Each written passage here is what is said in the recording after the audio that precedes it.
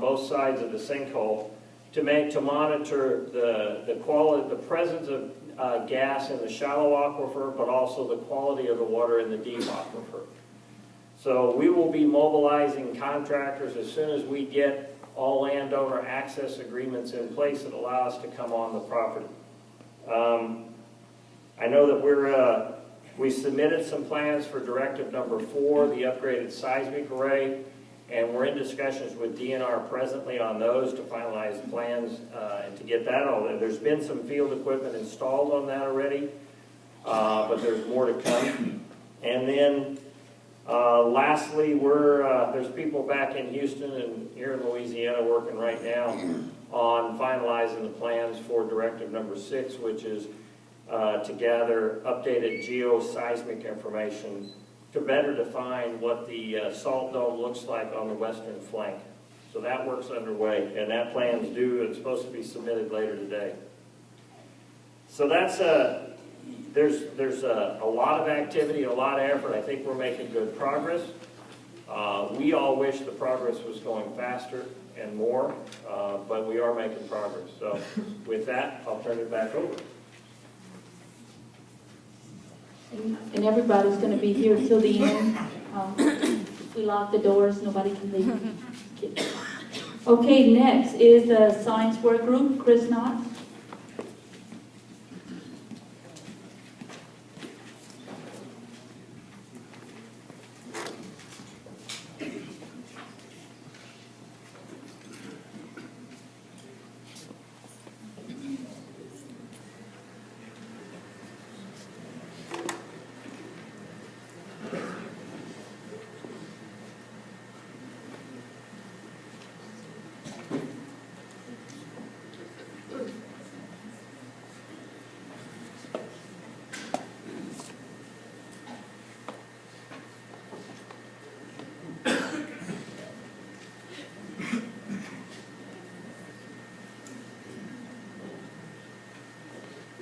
While we're waiting for this to warm up, it's been a little while since we provided an update on the science work group.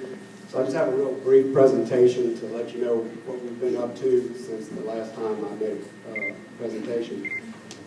All of these groups represented on this slide are continuing to be active in the science work group. Last time we were here, we had a list of individuals. What's been interesting is, as this issue has evolved, while the entities remain active, the individuals who may have had an expertise at the beginning have stepped back, and different individuals in that organization have stepped up to address the current issues with all of these groups. So that's been, without any direction from us, it's been very nice to see that. We have regular meetings every Wednesday, which have happened since August 22nd. We had meetings prior to that, but they were sort of as an as-needed basis. Since the 22nd, they have been regularly held every Wednesday with intermittent and continuous information exchange in between. When information's come up that DNR gets, that the work group needs to see, I'll send that out immediately. The conversations will continue email-wise, and it'll usually be an item on the next agenda. All of the actions, proposals, anything that's been brought up with respect to the salt dome, gas bubbling, vent wells, everything has been run through the science group. We get their expert opinion. We are an advisory group. We don't approve, but we either recommend implementing the plan, modify the plan, and we have rejected a few ideas. A standard agenda for each week's conference call will be a bubbling location. We want to know if there's new bubbles, if any of the bubbling locations have stopped, if the intensity change on any of those sites. Shaw's been doing a wonderful job of making sure that there's videos so you can compare one week to the next week. We're working on getting those videos available for the public to see. Sinkhole changes. We get all the parties involved. Texas Brine lets us know everything they've done since the prior week. Any changes in the sinkhole, surface dimensions, depth. Oxy number 3 testing, data collection. Obviously, there are regularly scheduled tests. They're test directed. All of that information is fed to the science group. Observed seismic activity. Dr. Horton with the University of Memphis had been, lately it's been a different individual with USGS, but they get on and give the group an entire update of everything they've seen since the prior week's meeting. We always get them to make sure if there's anything that they've seen that we should be concerned with, we know about it. Doesn't have to be at this meeting, but it's always at the end of this item.